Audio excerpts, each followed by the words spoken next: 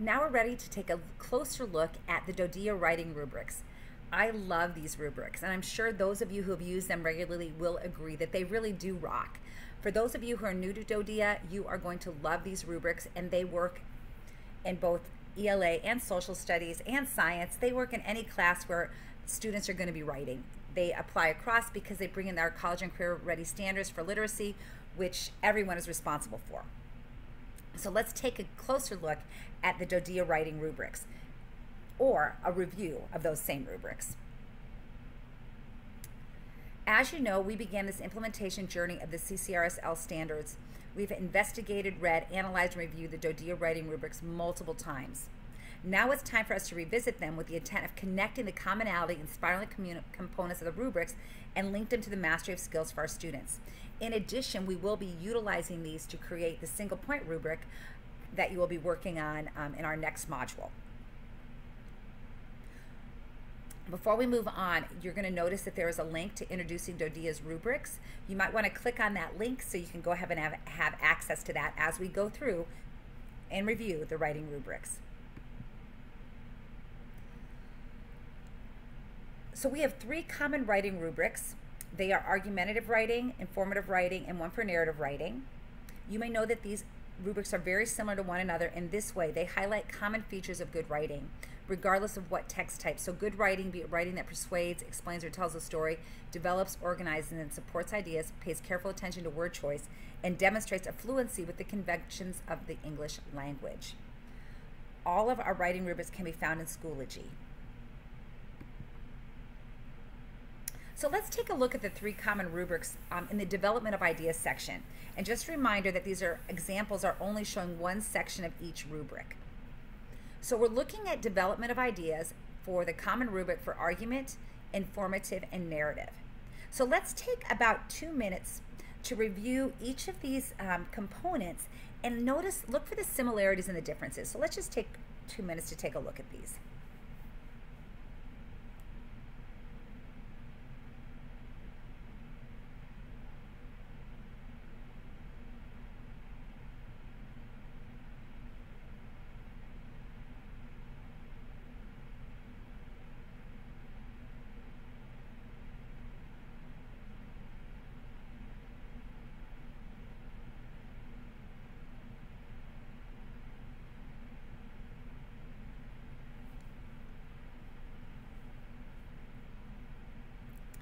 Okay, hopefully you've had an opportunity to read through each of the bullet points. What did you notice here? I'm guessing that you noticed that the first bullet point under the development of ideas for argument and informative is where those 2 rubrics differ.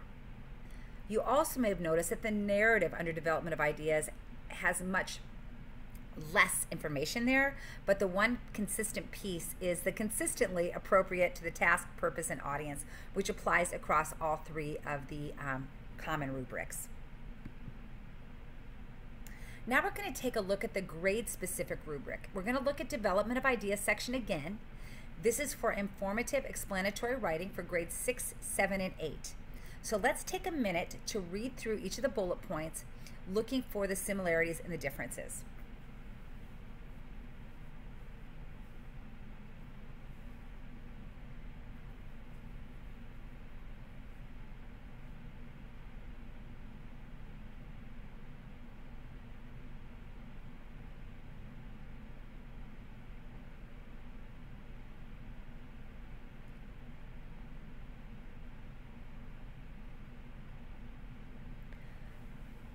Great. Hopefully you've been able to read across all 3 of the grade levels to see where the similarities are and where the differences lie. You may notice between 6th and 7th grade on the second bullet point, there's additional information added that the 7th graders are challenged to do versus what's happening in the 6th grade.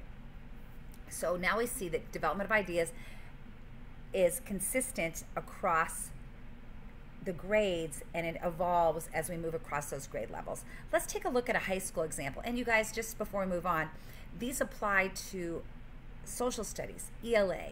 As I said before, anywhere that writing occurs, these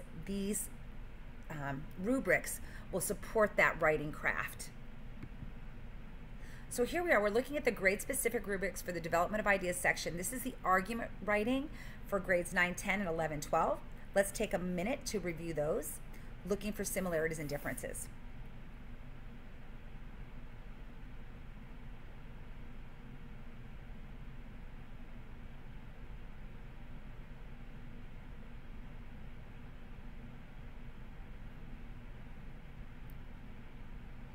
So you might notice there is a significant leap from grade 10 to grade 11 in what students are required to do when they're writing that argument.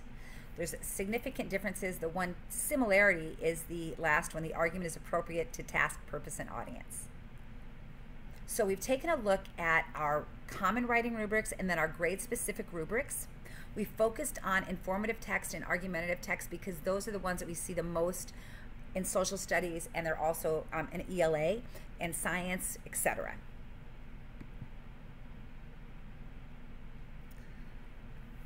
How to get these DoDEA rubrics that you want to use. If you don't have access already, you can get them through Schoology.